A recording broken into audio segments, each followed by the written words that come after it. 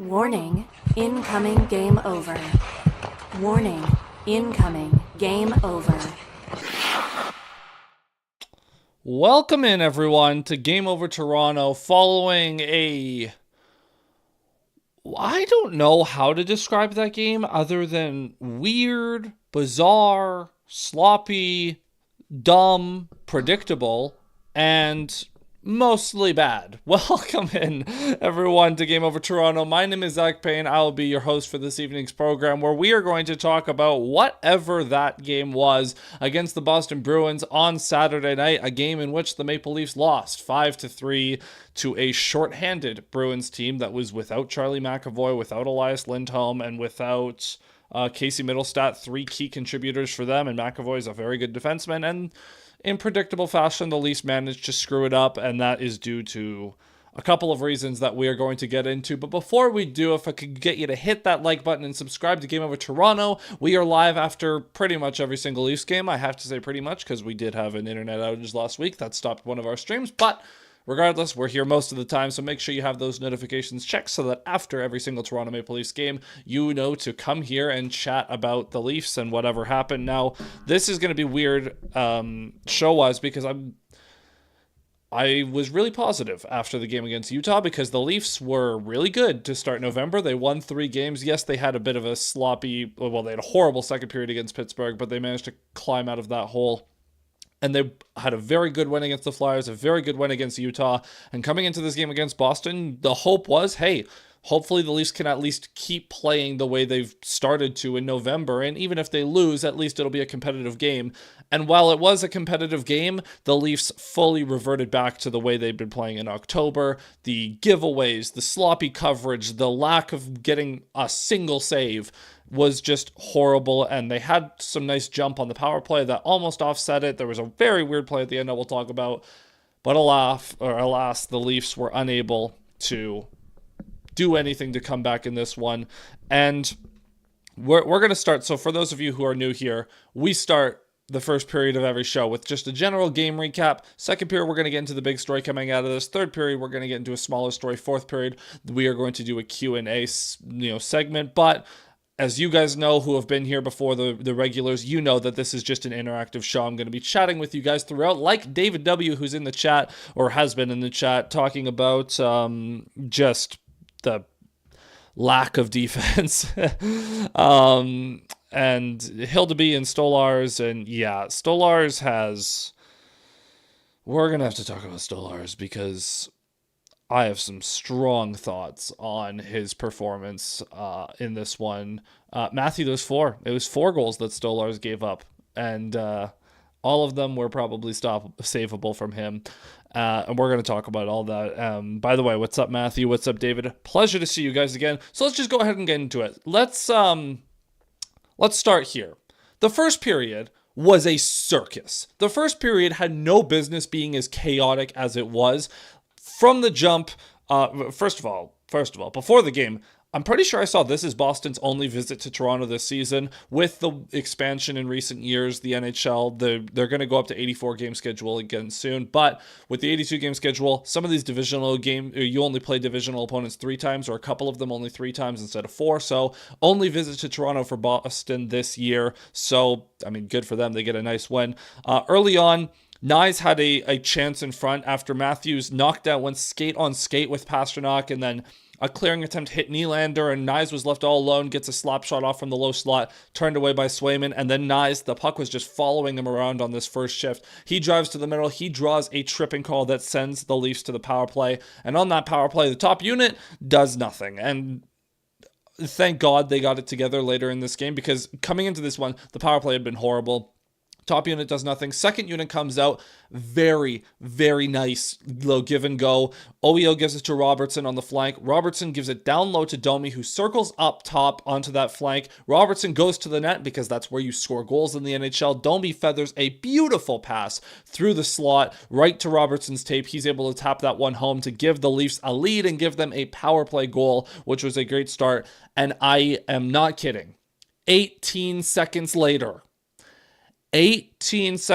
now this play, it was bad from a couple of layers. But Morgan Geekie picks the puck up in the defensive zone. He dodges Scott Lawton. He dodges Steven Lorentz in the middle. And then a little give and go with, I believe, Mason Lohrei. Goes to take a shot. Fans on the shot. Okay. And then he takes another shot right after. And it beats Stolarz along the ice. Post and in. And it's 1-1 just like that. And I hated that goal. Yes, you can get on the Leafs forwards like Lawton, like Lorentz for how easily Geekie got by them in the neutral zone, and that is a fair and just criticism. Brandon Carlo and Morgan Riley, they step up to get in the shooting lane, and they do. They force a whiff on the first attempt, and the second attempt was hardly a good shot, and Anthony Stolarz just gets beat with one along the ice, a goal that you really don't like to see go in, and it's 1-1 just like that. Try 20 seconds after that. This is 38 seconds after the Leafs made it 1-0. The Bruins get another goal off of the dumbest play. So it starts with Philip Myers not being able to clear the zone. He skates back into his own end, and then he gives it to Dakota Joshua, who just inexplicably turns it over and leaves it in the middle of the ice, where Philip Myers ignores the puck. Completely ignores the puck, and Victor Arvidsson just poke checks it, and it goes in. One of the dumbest, most frustrating sequences I've seen in a while, where one clearing it, Myers is skating out of the zone with it, and he tries to make a play, and it gets blocked. He has the puck on his stick still, skates back into his own end, gives it to a teammate, and that teammate just inexplicably, like Dakota Joshua, I don't know what he was doing there. I don't know why he was trying to turn to the middle. Just go behind the net, go against the boards, whatever. Do anything except for what you did. And Philip Myers, inexcusable, just leaves the puck in the middle of the ice. Victor Arvidsson with the easiest goal of his life. And Anthony Stolarz, I'll give him a little bit of grace on that one, because I personally would not have predicted that Joshua would give it right to the middle of the ice and Myers would do nothing. So I'm willing to give him a little bit of grace. However, still not great because it was a poke check and just a horrible sequence in general.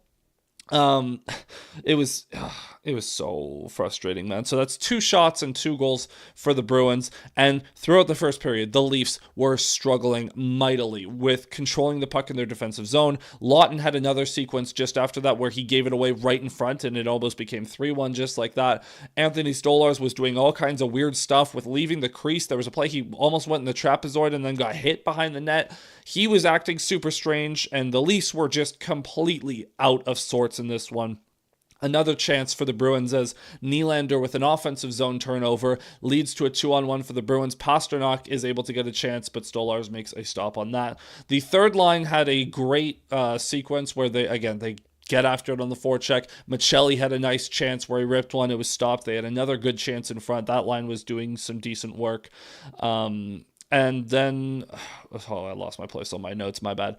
Then the top unit, and then they draw a call, go back to the power play. The top unit was fighting the puck at this point of the game. They really were not able to get anything going. They were struggling to complete passes, struggling to get on the same page, and that went horribly. Second unit comes back out, and once again, the second unit outplays the first unit, quite frankly. And then there was another dumb sequence where Tanner Jeannot from distance beats Stolarz but hits the post, thankfully, which kept the game 2-1. And then as the power play expires, the Bruins just horrible coverage on this play by Boston, where Nick Waugh makes a nice play as the puck is they ring it around the boards. Waugh collects it below the goal line, sends a no-look pass back between his legs and a defender's legs out to Matias Michelli, who snaps home his second in as many games, his 4th of the year, that ties the game up at 2.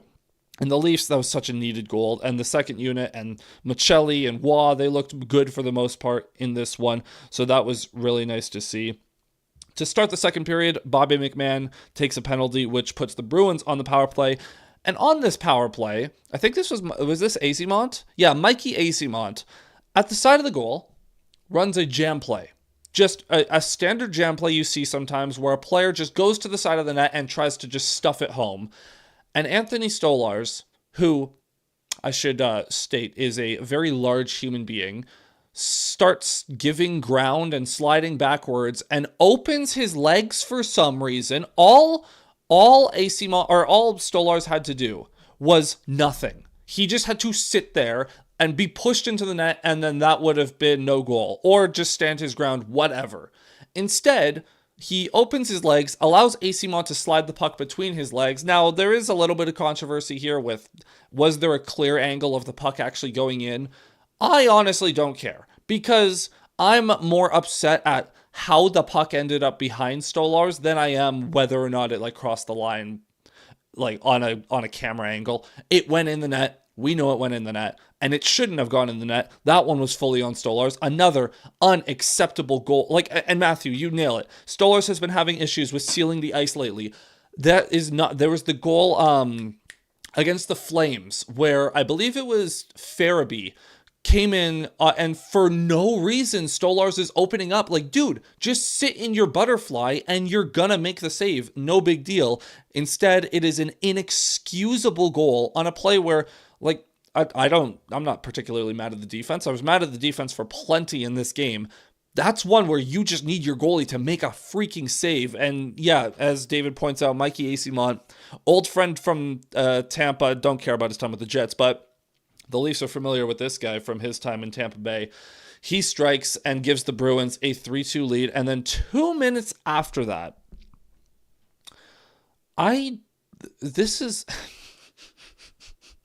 So, just to tell you how this game was going, in the second period, Philip Myers and Simone Benoit were trending on Twitter /X because they're horrible. David Pastrnak, noted superstar, noted Leaf assassin, decides, Simone Benoit, I own your soul. He walks in 1-on-2, absolutely undresses Simone Benoit. It was disgusting. Admittedly, so nice of a move. Gets around Benoit, but good news. He has no momentum. The puck has no momentum. He has no angle, right? Anthony Stolarz overplays, he goes down on his knees and goes down on his hands and misses the puck, saves it with his pad, and then kicks it back in. Another inexcusable goal. Honestly, we can be objective. For as nice of a dangle that was by Pastrnak, and for as embarrassing of a play as it was for Simone Benoit, there honestly wasn't that much of a threat. Like, Pasternak's going 1 mile an hour, the puck's going even slower. There wasn't much of a threat. And somehow, some way, the puck finds its way under Anthony Stolarz, and that ends his night. He gets yanked. Dennis Hildeby comes in. It was an absolutely horrible display from Anthony Stolarz. I don't know if they're going to start him again tomorrow. I kind of hope they don't, because Carolina shoots from everywhere, and Stolarz is notoriously bad with rebound control, so I'm a little wary of that. It was just horrible. Stolarz has been, I heard he has been icing his knees heavily. We need Wool back soon, and we'll talk about Wool in a bit because he did play for the Marlies tonight. If he's been icing his knees heavily, I mean, he's on his knees all the time. Seal the ice. Like, I don't know how you keep getting beat under, like, you're laying down or you're in your butterfly and you keep getting beat under you. You lift your legs for no reason, and it's just horrible. Is it any surprise that Berube yanks Stolarz? No, it's not. It is no, like, that was absolutely, and look, we can be fair. The defensive coverage in front of Stolarz was hardly good. It was hardly the best thing that we've ever seen.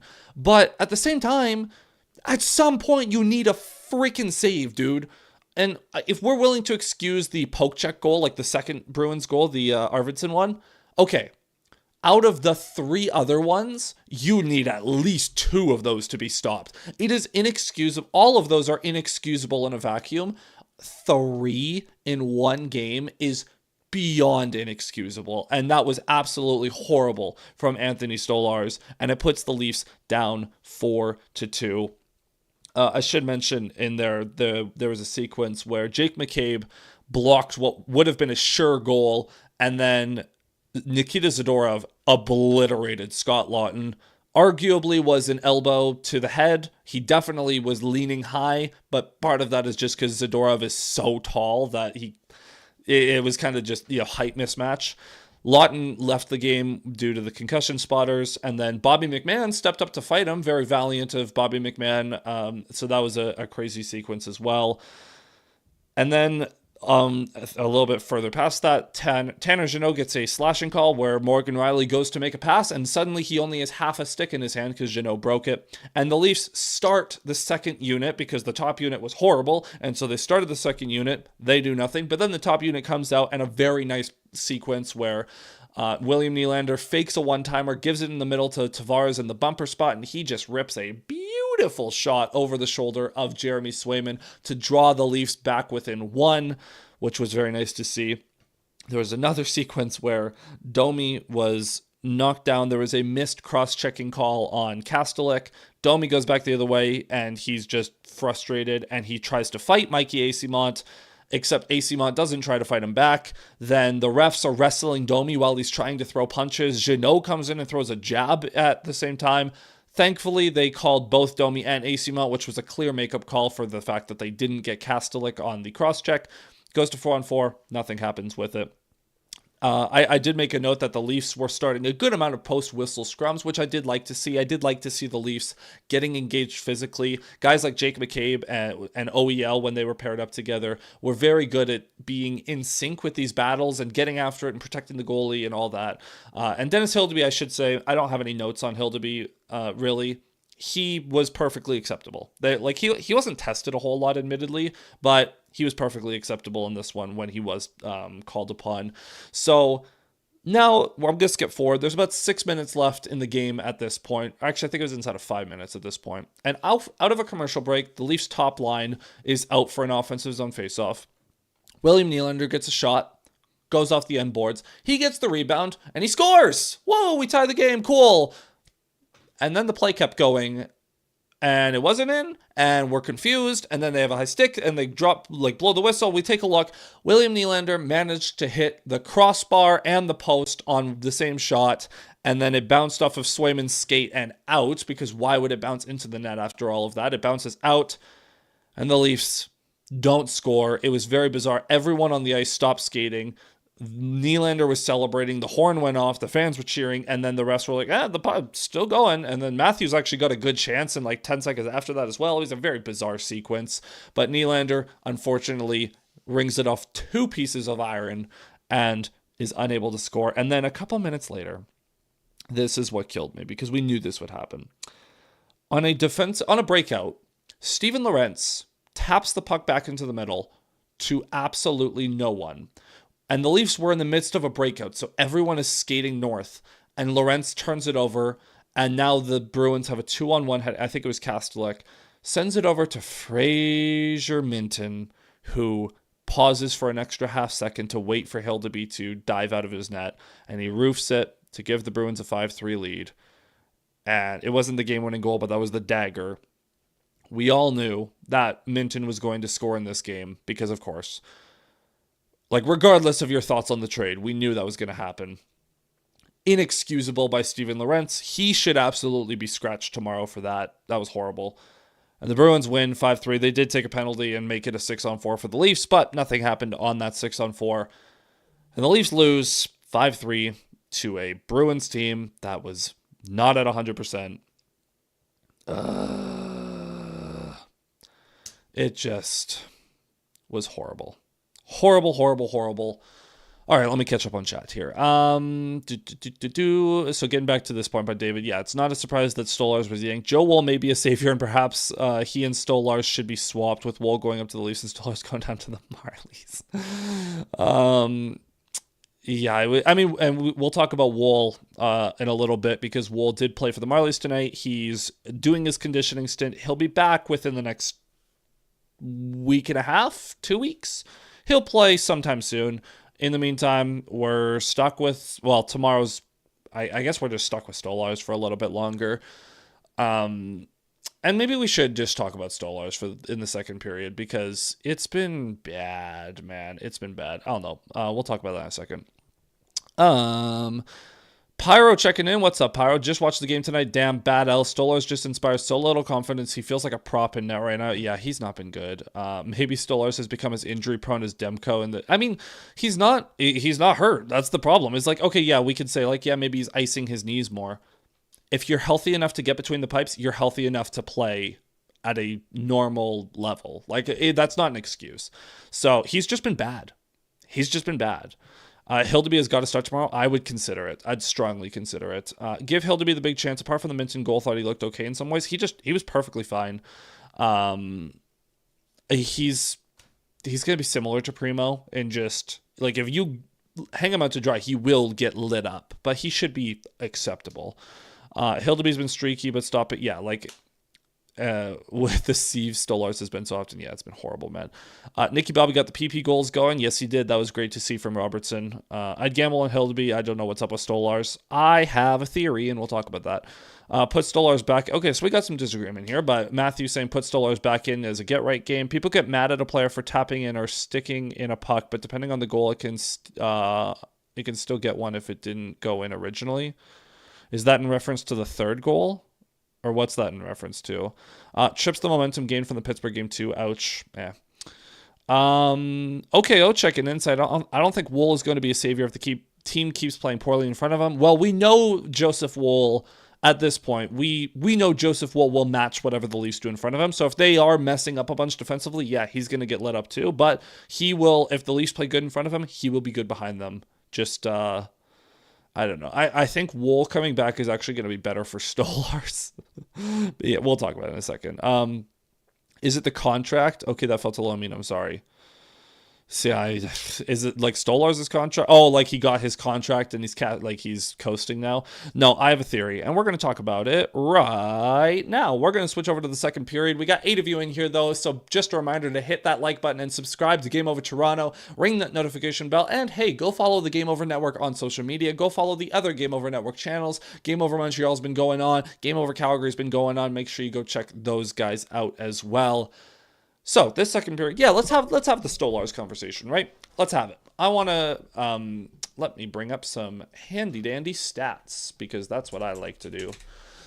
Because I need to illustrate just how steep of a contrast the Leafs have had in terms of goaltending this season. So we're going to duplicate that. And then Matthew, I see the defense looks off and not knowing where everyone is supposed to be or what exactly to do. I also want to bring up, it's sort of semi-related to that. We are going to bring up a pair of stats, and we're just going to compare the Leafs to last year's Leafs, right? Exact same team, minus with some personnel changes, but Craig Berube team, Craig Berube system, and the same goalie, okay? We're going to just keep that in mind. Now, bear with me for a second because it's going to take a moment to pull these stats up. However, I promise it will be worth it. So we're going to bring up those, and then we're going to go back to 2024, 2025 rates. Yep. Because then if I go to, so essentially what I'm bringing up, just so I can commentate through this, is I'm going to be bringing up the amount of quality scoring chances the Leafs gave up last year versus what they're giving up this year, and then comparing Stolarz' performance last year to this year in terms of goals saved above expected. So we're going to compare how many expected goals the Leafs are allowing and how many high danger chances, and we're going to compare how Stolarz has been performing as an individual. So for this one, I need goalies, probably minimum 4 games. I don't really care about where he ranks. I care more about what he's done in those minutes. And then we're going to look at last season where he was 4th in that. Yep, which was shocking. Okay, almost done. Bear with me for a second. Okay. This all looks good. Okay, so little history time. Last season, we're going to start with last season. Sorry, wrong. Yeah. Okay. In 2024, 2025, the Toronto Maple Leafs were middle of the pack in terms of the expected goals that they allow. They allowed about 2.5 expected goals per 60 minutes at 5-on-5. Okay. 2.5 per 60 minutes at 5-on-5. High danger chances allowed, they allowed about 10 per game. Okay, so 2.5 and 10. Remember those two numbers. This season, they are currently allowing 2.38 expected goals against at 5-on-5 per 60 minutes, and they're allowing no, that's goals. And they're allowing the same 10 high danger chances. So they're allowing about half a high danger chance more per game, and they are allowing about 0.1 fewer expected goals per game. On the whole, those are pretty similar numbers. We could talk about the quality within the quality, like the quality of high danger chance. We could talk about the quality of shots that they're allowing, the turnovers, the defensive breakdowns. We can absolutely talk about that. There is a nuance to these numbers, and there is context that is required. But just remember that. Last season, Anthony Stolarz was 4th among all goaltenders with 25.8 goals saved above expected. And he was 4th among goalies that played like 60 games. He did that in 34. In 34 games, he was putting up more goals saved above expected than guys who played 50, 60 games. He outperformed Darcy Kemper, Igor Shesterkin, Ilya Sorokin, like really, really good goalies. Lucas Dostal, who I love, Linus Ullmark, Jake Ottinger. He outperformed them all. Bobrovsky, he outperformed them all. This season,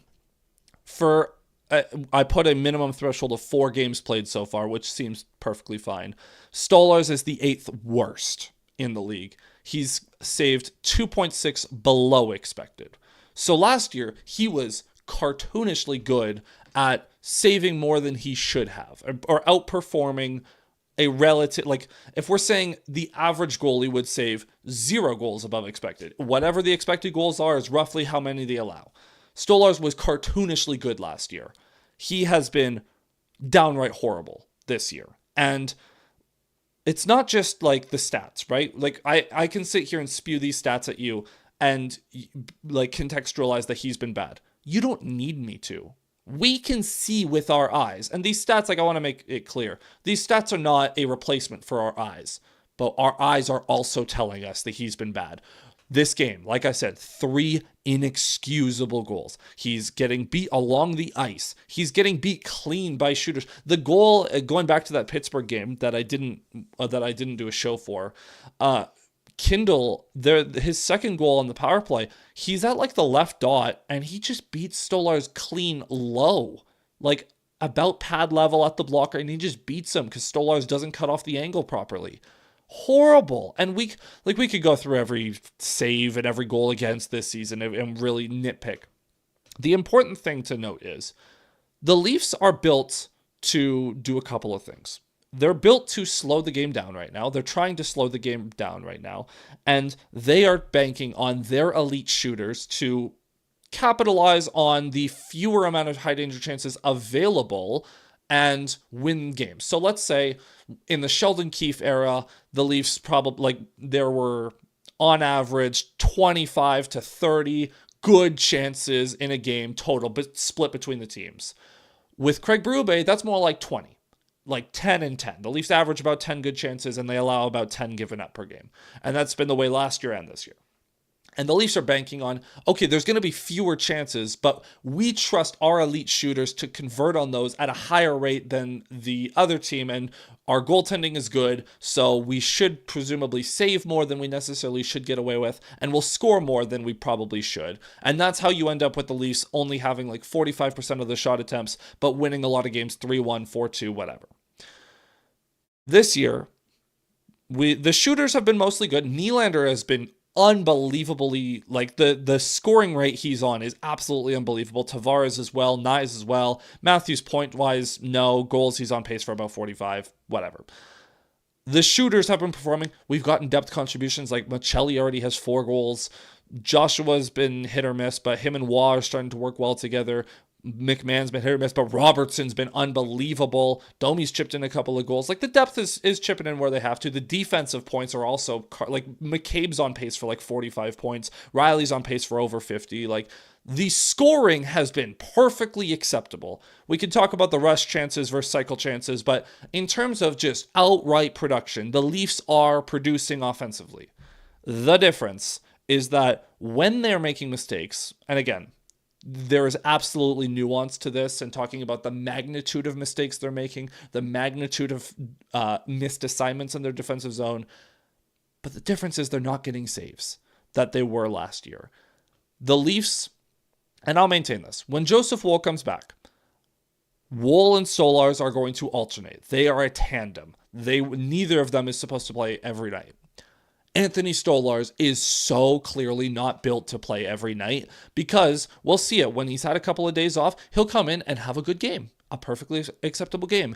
And then he'll play 4 in a row. And the third and fourth game, it's like, this guy stinks. This is the worst goalie on earth.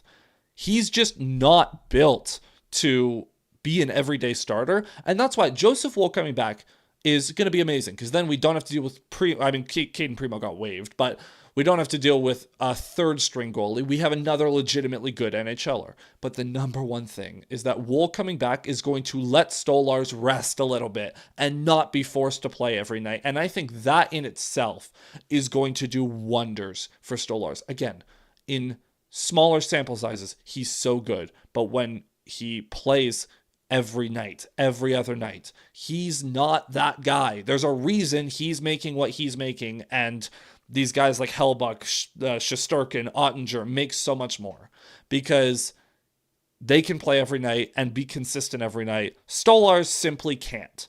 If you insulate him and you play decent defense in front of him, yes, he is going to be a good goalie, and I think he will be a good goalie when he's deployed properly. He can't play every night. It's very clear he just can't play every night, and I think now that we know that, I mean, again, there's a reason he got the contract he got. There's a reason he settled for something that starts with a 3.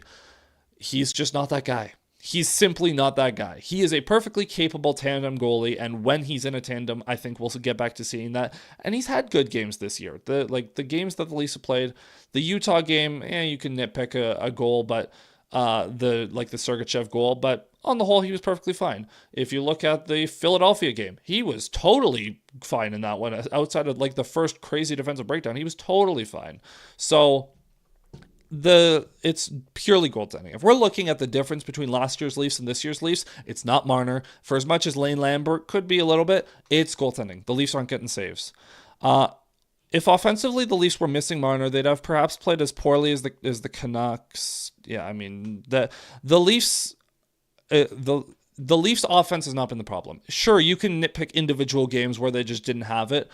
In general, the offensive performance has been totally acceptable. I have no significant complaints. And we can look, hell, I have the stats pulled up. Let's look at what they've produced this year. So this year so far, the Leafs are producing about 2.5 expected goals per game. Last year, they were getting about 2.3. So same thing. The Leafs are actually they're outpacing last year. High danger chances 4 per game.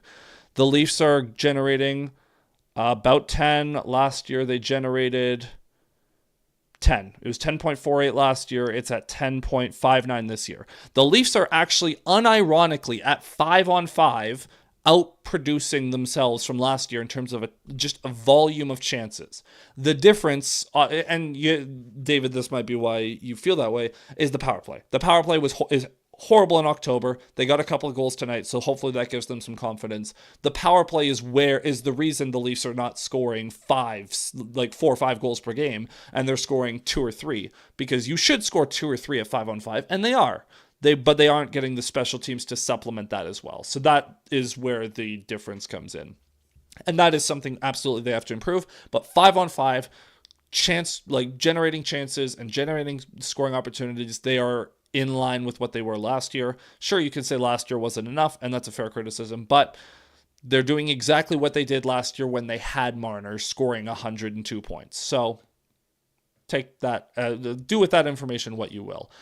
Top 2 lines are looking good most of the time. Is it me, though, or do you notice Nylander more than Matthews? I mean, Nylander's involved in more scoring plays, so that's probably why. Matthews is certainly more noticeable defensively, which he should be because he's a lot better defensively.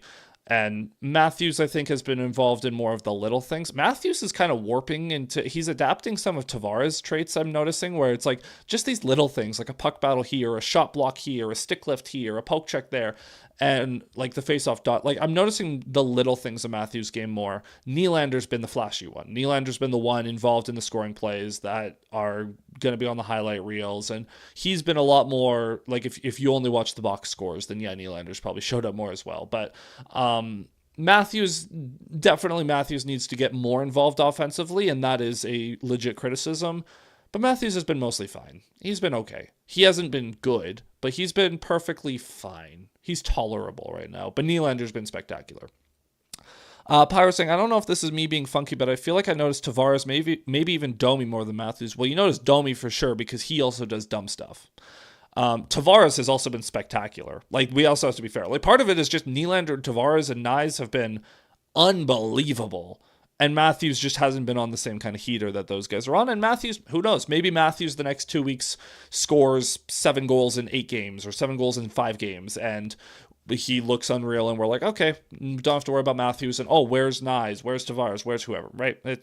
He'll have his moments. And because his shot seems fine. But Matthews is never going to score 60 goals as long as Berube is his coach because he's deployed differently. And he's given a different job to do. Whereas with Keefe, he was just told, go score. And Berube wants him to be a more complete player and is challenging him to do more difficult things. So, and Matthews has done most of what Berube has asked of him. He's not going to be the same level of offensive producer. He still should be money in the bank for 90 points and 45 to 50 goals, but we'll see. It may not be the time just yet to talk about whether the Leafs should start rebuilding. Okay, yeah, no, we're not having that. Rebuild's too heavy. Come on. Relax. The Leafs they don't have any futures. They don't have any prospects. Like, the Leafs, they're not doing that.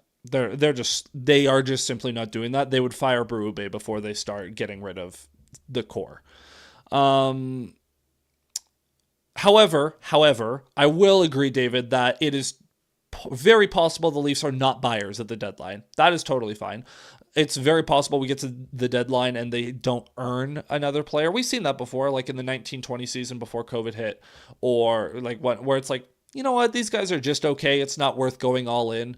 Whereas in 2023, the Leafs went all in because Dubas had to, because it was if he didn't, he was going to get fired. He got fired anyways. And then last year, obviously they invested a couple first round picks because it was an all in year. And I mean, to be fair to the Leafs, they were the second best Eastern team. It's just Florida's that much better. So it's just unfortunate. They just ran into a better team, and it's a shame because they were the second best team in the East last year, and I will stand by that. They would have run over Carolina. Edmonton probably would have beat them, but Florida was the only Eastern team that could have beat them, and they ran into them. But that's how it goes. That's how the cookie crumbles.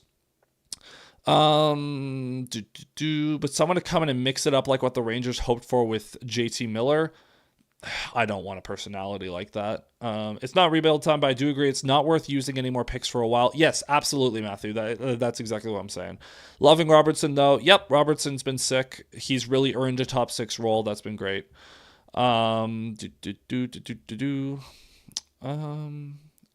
granted, isn't Boston on a heater too? They've had a good start to the year. I think that was the 4th in a row that the Bruins have won, I believe. Oh, 6th in a row. The Bruins have won 6 in a row. Yeah, the Bruins are also on a heater. It is fair to say that. So the Bruins are on a heater. That's fair. They're now 9-7. They were 3-7 to start the year. That doesn't sound, well, whatever. The Bruins are on a heater right now. So so much of the NHL season is just when you catch teams. It is what it is. Carolina might be more telling. Carolina is going to be very interesting because Carolina is and has been a good team for a long time. They are on a 3-game win streak. I'm curious to see how that game goes because we saw the trouble that the Leafs had with the breakouts today. Carolina is at like a legit, really good neutral zone team. So if the Leafs are really struggling with the breakouts tomorrow, I think that's more indicative of how the Leafs are going to do against better teams. Boston was a known hockey Leaf loss. Fair. Watch, they'll beat Carolina with Hill to be a net 5-1. I wouldn't put it past the Leafs, honestly. I'm on board with a low place playoff and no expectations. Come on, not looking great. Jays, Leafs getting better and going far. Well, please, Matthew, please don't use Maple Leafs in the same sentence as the Blue Jays. The Blue Jays don't deserve your negativity. Let their run just exist in a good space. The Leafs are not going to do that. Mainly because the Leafs are not as likable as the Blue Jays, and they don't play for each other the way the Blue Jays do. PK is looking better. Yeah, the penalty kill's been good. There was a kill against Utah that they had the other night, and I didn't mention it, but where they, like, Utah was like slashing at Stolars, and Lawton laid a guy out and got a penalty, and it was like, don't touch my goalie. And the Leafs stepped up and delivered a beautiful kill. Like, Brandon Carlo was fantastic on the penalty kill in that Utah game, and he's been getting better the last couple of games. The penalty kill's been legit good. But yeah, anyways, to get back to the main crux of this period and this segment, goaltending. At some point, you need an effing save. And I think that's another reason we're noticing the goals against, or the turnovers and defensive zone breakdowns more, is because they've always gone in. They keep going in. They aren't getting bailed out at all. I'm not asking for every time, but once in a while, for the love of God. This is looking a lot more like the Campbell Mrazek year, which is not something to aspire to. So really frustrating. It's been really frustrating. With that being said, I'm going to turn us over to our third segment. Just another reminder to hit that like button and subscribe to Game Over Toronto, and go check out the Game Over Network if you want. Well, yeah, you can check out our Patreon. We have links to our Discord in there, and just support the Game Over Network any way you can. Hit like, hit subscribe, go check out the other channels, as I mentioned earlier. Stolars is what, an 850? Let's find out. Let me find that information out for you, Matthew. Anthony Stolars this season, did I count this game? He's an 895. Now, that is bad. And for context, the last 2 years before that, actually, for context, that is the worst save percentage of his career. If he didn't play another game, it'd be the worst of his career. And he's played, like, since 16-17. He's had 928, 902, 897 in like 2 games, or in 6 games for the Oilers. 944, 926, 917, 899 in 19 games for the Ducks. It was the Ducks. 925 with the Panthers in 23, 926 last year, 895 so far. That is such a significant drop off. Like 30 points. That's crazy, man. That is crazy. Or I guess what? It's just going from a 926 to an 895 is ridiculous regression. Ridiculous, and it won't keep up. I do want to spend some time talking about the power play in this segment, and talking about what the Leafs can do to kind of capitalize on what they had in this game, because I feel like the power play has been such a sticking point for a lot of people. And again, we talked about that's the reason the Leafs goals totals are in the 2.5 to 3 range versus the 3.5 to 4 range, is because of that power play. The Leafs, I've been complaining about a lack of direct action from the power play. Look what happens when the second unit gets out there and they just say, Nick Robertson, go to the net. Domi's like, okay, give it to Nick Robertson at the net. Basically a shot pass deflection goal. Or Nick Waugh being like, I'm just going to put it in the middle to Michelli. Michelli doesn't think about it, just shoots. Go. And then with the top unit, when they did score, what was it? In the middle, Tavares, shoot. Shoot. Shoot. Puck on net, direct action. None of this like lollygagging around, wait. Like, I know they were kind of waiting for the perfect shot on that one, and the Bruins PK was very subpar in this game, but like the Leafs power play, I'm hoping that's a confidence builder for them, because when the top unit attacks, like when Matthews and Nylander and Tavares and Nyes just attack and go to the net, they are nearly unstoppable. Like, they are really, really good when they actually just attack and go to the net and do the thing. Just do the thing. Okay, asking, is it a workload issue with Stoller? Yes, that's what I was saying earlier. It's a workload thing. Like my theory, and I posited this theory, I postulated about halfway through October that when Wool comes back, Stolars will look better in a tandem. And Matthew, yeah, exactly. Stolars playing too much. When Wool's back, Stolars can have his rest. Yeah. And when Wool comes back, Wool should play the first 2 games when he comes back, or 2 or 3 games. Get him up to speed and let Stolarz take a break. Just take a breather. And the split should be like 60% Wool, 40% Stolarz for the rest of the year, just so that Stolarz can take a breather for a little bit. But yeah, the Leafs power play. Actually, I want to bring this up. I might as well bring up the power play rates as well. Because this is actually another. Because last year, the Leafs power play was very good in the regular season. And in the first round against Ottawa, it was mostly good. So this is actually going to be a very interesting. Like, in terms of goals for, in last year, the Leafs were 1, 2, 3, 4, 5, 6, 7th in goals for per 60 minutes on the power play. And this season, so far, they are 1, 2, 3, 4, 5. They're not that. They are near the bottom. They're 32nd, 31st, 30, 29, 28, 27th. They're scoring about 5.5 per 60 minutes, whereas last year they scored 9.25. They're just over 50% of what they were producing last year. But the thing is, when we look at the advanced numbers are actually not bad. If I'm remembering correctly, I think we looked at this the other week. This is last year the Leafs they generated about 9 expected goals for per 60 on the power play. This year they're generating 8.6. So they're not even that far behind. High danger chances, I imagine, can't be that far behind. They're at 30 high danger chances per 60. I know those numbers seem very extreme, but it's just because on the power play. And they were 29 last year. So they're actually, the rates that it's just, the difference is, and this is where the eye test comes into play.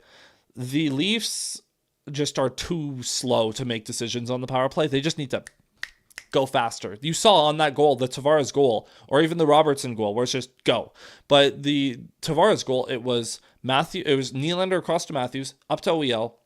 Nylander fakes a one-timer, one touch into the middle, and Tavares just receives it, shoots. Just go instantly. There's no hesitation. There's no wait. There was a play later in the game in the final like 3 minutes where Tavares was bringing it out front, and he took like 3 seconds to shoot it. It's like, dude, shoot the puck. Go quicker. We got to speed this processing up. When the Leafs, that's the other thing. When the Leafs are attacking, they're very unstoppable. Part of attacking is being more decisive with the puck. And that's something the Leafs do genuinely struggle with on the power play. And the entries too. The Bruins were doing a fantastic job at picking off the entry pass at the blue line when they give it to Nyes or Tavares on the half wall. So that's the other thing. But yeah, power play is just something I wanted to mention. Okay, I'll stop all that. We're going to get into the 4th segment. This is the part of the show where we invite your questions. This is the Q&A portion of the show. So if you have any Leafs questions, if you have any hockey questions in general, this is the time to shoot them off and let me know how you guys are feeling. I know we've been doing that all show, as always, but just any specific questions you have, this would be the time. Because, yeah, I just wanted to mention power play. I think they could turn a corner the same way that I think that they'll turn the corner in November here. But, yeah. Okay, I see a few comments and then I want to catch up on Twitter. So I'll catch up on some Twitter stuff first. Let's see what was said. Berube on his sense of Stolar's play recently. I mean, there's a lot of good, but I think it's been inconsistent like the rest of our team. That's what I see. Okay. Stolarz on Hildeby, he was awesome. I put him in a shit situation, but he came in and handled it like a true pro. Stolarz talked to the media. I processed that information way too slowly. So Stolarz on his season today, it's obviously not up to par. I mean, it seems like every night I'm giving up 1 or 2 that you want back, but for me, it's life of a goalie. You have to put it behind you and focus on the next game. He insists fatigue is not a factor. Okay, then I won't give you that excuse. If you know what, hey, if Anthony Stolarz doesn't want us to use that excuse, we won't use that excuse. Okay, so there you have it. The workload is not the problem. He's just been bad. Stolarz on what went wrong. First and foremost, I got to bear down and make a save. Giving up the first 2 shots, not a good way to start the game. That's not fair. Berube does not know the severity of Lawton's injury, other than he will not play tomorrow. Does Berube know who's going to start in net tomorrow? No. Berube on the Zadorov headshot that knocked Lawton out, or the hit. I thought it was a headshot. I got to take a closer look at it. I will say, Berube started to get a little bit more comfortable taking jabs at the league and the refs. There was he had the comment the other day about I can't explain why we don't draw calls, and then the Leafs came out and they drew how many tonight? Was it 4? Yeah, 4. They draw 4 penalties tonight. So I want Berube to remember that. Complaining works. Take a page out of Paul Maurice's book from Florida. Take a page out of John Cooper's book from Tampa. Complaining about the officials works. Okay.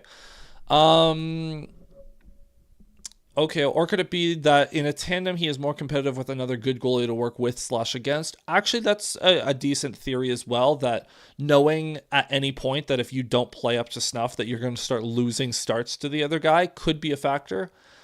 Because, yeah, after Wool does a stint in the AHL, he can yell at the D when they are bad. I got better coverage on the Marlies. Wool's practicing coming back up. He's actually playing with the Marlies, yeah. The competition should be there that the Leafs should only want Wool as a backup. They won't. Wool, it's a tandem. They want both guys playing.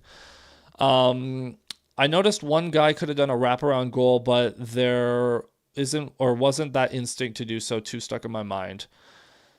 Yeah, I mean, well, there was the one play that Matthews tried a jam play, and Swayman, to his credit, just read it beautifully. That was a great play by Swayman, because the puck was bouncing around, and Nylander was coming one way and lost the puck, and it went right on Matthews' tape, and he tried to wrap around back on the other side, and Swayman just read it perfectly. Credit to him. Pyro asking, who's your favorite Leafs goaltender of all time?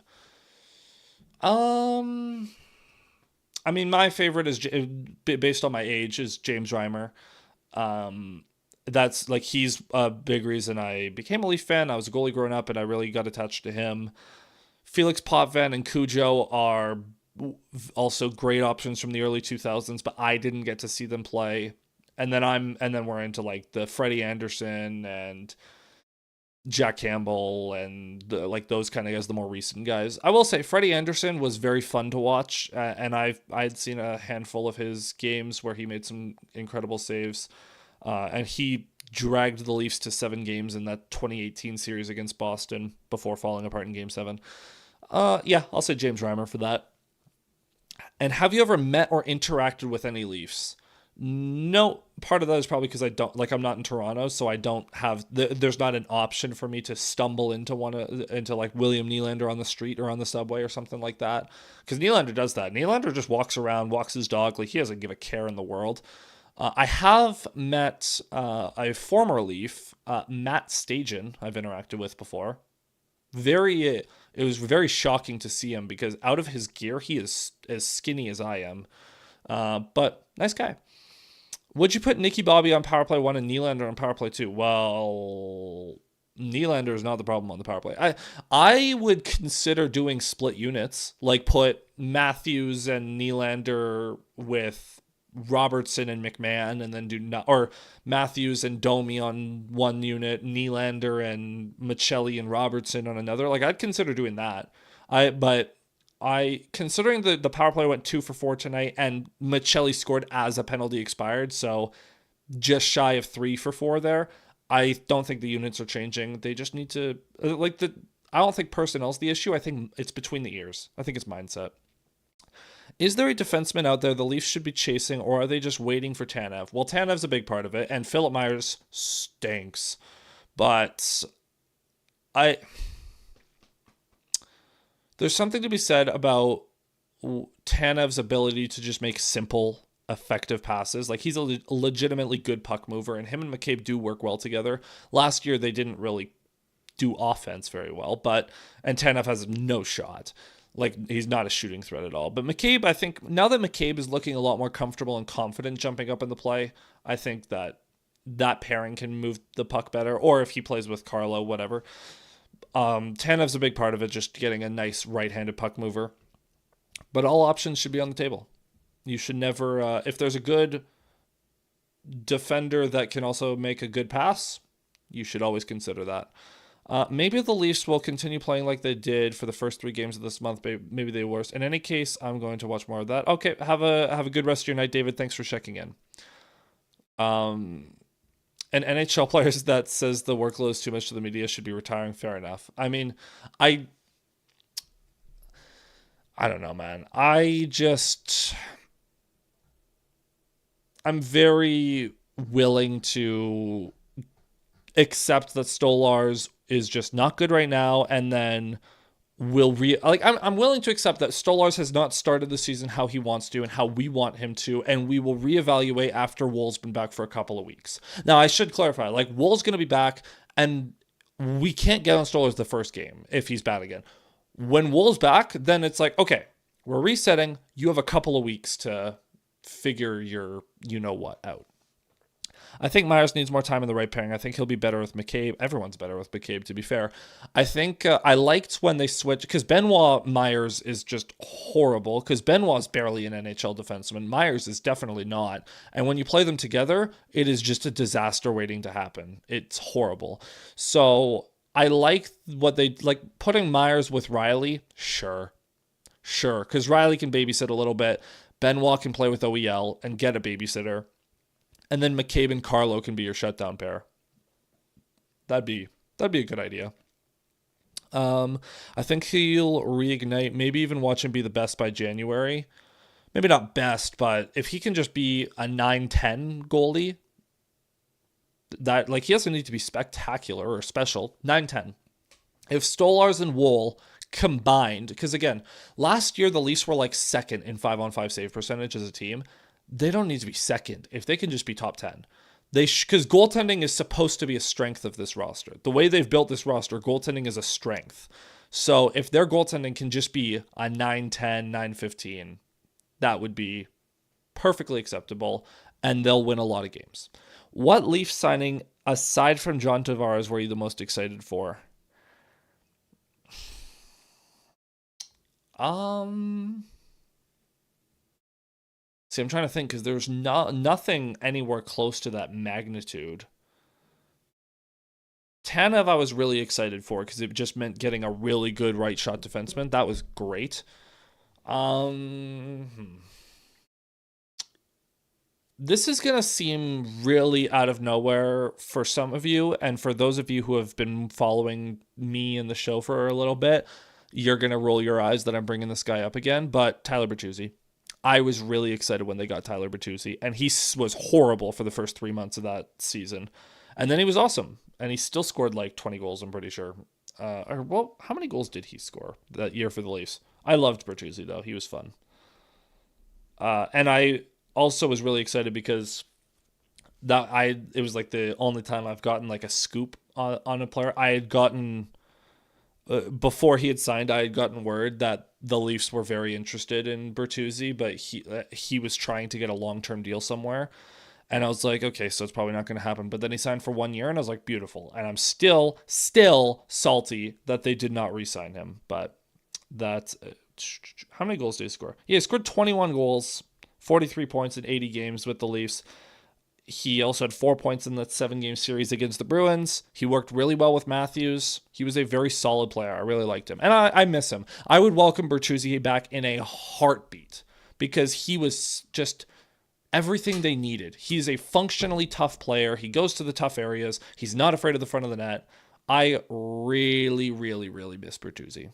And I will maintain a year and a half later that I would have re-signed Bertuzzi over Domi to this day. In retro, like at the time I hated signing Domi and not Bertuzzi, and in hindsight last year I hated it, and in hindsight sitting here right now I still hate it. I would 100% would still rather have had Bertuzzi than Domi on this team. Bertuzzi, I remember being some excitement because it felt like the Leafs were getting some grit that people felt like they needed that, and it's so ironic because they signed Bertuzzi and Domi at the same time. What different players, man. Domi is the performative toughness where he'll fight a guy just to like kind of show that he'll fight guys, whereas Bertuzzi was legitimately tough and gritty and would go to the front of the net and just be a pest and be annoying. Like, Domi's annoying because it's like he'll always try to like fight you and do stupid stuff. Whereas Bertuzzi was annoying because he would just it'd be like, oh man, like this guy won't leave me alone. And Bertuzzi was going at Pasternak that entire series. It was fantastic. Or sorry, Marchand, not Pasternak. He was going at Marchand that whole Boston series. It was fantastic. But yeah. Also, didn't he have links to Toronto itself? Yeah, I think he's from Sudbury, Ontario. So, yeah. Bertuzzi and Domi were signing. I went really all because of their dads. Yeah, we want homers, and Domi is one. Bertuzzi is not. I mean, yeah, Domi's a homer, but Bertuzzi's better. I want good players. And you know what? Like, the thing about Toronto too, like, you want to talk about the homers versus not homers. I don't want to bring up in the context because he's gone, but like the Marner versus Nylander, like in terms of the way they're perceived, Nylander's not a homer at all. And he is so great for this market. And he's like embraces it, and he's a total star. And then there's some homers just, but Domi does embrace it. I'll give him that. We should clarify. We want homers that embrace the market, and Domi is absolutely that. That is my, like, if I have to, I'll give Domi this. He loves playing in Toronto, and he knows what it means to play in Toronto and to be from the area. So I'll give Domi that. Imagine a Bertuzzi Kadri. Oh God, actually, it's not even. Imagine a Domi Kadri line. Imagine Imagine a line of Max Domi, Nazem Kadri, and Michael Bunting. Imagine those three. That would be the most chaotic line of all time. Super talented, super skilled, super stupid as well. The red mist just flows. Bertuzzi's helping our national future in Chicago. He's had a good start to the year, hey? How many doesn't Bertuzzi have like 8 goals in 10 games to start the year? 8 goals in 14. He has 12 points in 14 games to start the year. He's had a great start. Chicago's had a great start. Bertuzzi, Kadri, Hyman. Yeah, Hyman that would be such a good line. Because Bertuzzi and Hyman would just work and go to the net and go to the corners and be super annoying to play against. Kadri is super skilled and could just rip it from everywhere. That would be a super fun line. Plus, Kadri can pass too. Like, he's underrated playmaker. That's a dream third line right there. Unfortunately, Hyman got way too good in Edmonton, and Bertuzzi, again, I would still welcome him back. But Chicago needs him more than we do, because Chicago needs to not be bad and needs to be competent, and he helps them do that. So, and he helps Bedard. So, yeah. I mean, heck, Nashville isn't going anywhere. Same with Calgary. I mean, imagine that line versus Florida in the playoffs. That'd be insane. Yeah, it's insane how quickly all of them would be suspended. That's what's crazy. Calgary is also never going to trade with Toronto. We don't have the assets to get Kadri anyways. Bunting, I don't think I want Bunting back, because he was a fine player and he can play with Matthews, but he's okay. He's more performative. Like, Bunting and Domi are the same, like, performatively tough, more so than actually and functionally. And Bunting is also, the refs hate Bunting. He, like, remember that whole thing about he was so good at drawing calls and then it went away and he never drew a call again. So there's that too. Yeah. All right. Anything else? Do we got anything else, guys? Or should we wrap this thing up? I think we'll wrap this thing up. It's been an hour, so that's going to be it for this stream. Thank you so much, everyone, for tuning in. It has been an absolute pleasure to hang out with you guys, as always, and I'm looking forward to doing it again tomorrow night. So in the meantime, have a good rest of your night following this Leafs loss 5-3 to the Boston Bruins. I will be back tomorrow with, would you take a sad top player for press? Sad top player for press? What? What does that even mean, Matthew? I need you to clarify real quick. Oh, meant to tell you, I got a Leafs jersey. You got a Leafs jersey. Hey, Pyro, let's go. Would you, from the Preds? Black with Nylander. That is sick. That's awesome, Pyro. Glad that you're getting indoctrinated to Leafs Nation. Love to see it. Would you take... Who do the Preds have? Hold on. Let me look at the Preds contract situation. Puckpedia. I can tell you right now I'd love Forsberg, but contract situations. Who does Nashville have? Forsberg has so many years left. Marchessault in concept would be great, but they won't trade him to Canada because he doesn't want to play in Canada. Ryan O'Reilly would be a sick third-line center, but Bunting, no. Holla, No, I think I'm good. I don't think there's a Predator I want with them taking money. Yeah, I understand that, but no, I think I'm good. Marchessault, maybe. I would do Marchessault, but he also has 3 years left after this one. He's already 34, and he doesn't want to play in Canada. So I don't think he has trade protection, does he? Oh, he does have a no-movement clause. He doesn't want to play in Canada, so that's not going to happen. But we'll talk about trade deadline later. Okay, now I'm going to actually wrap it up. Thank you so much for watching, everyone.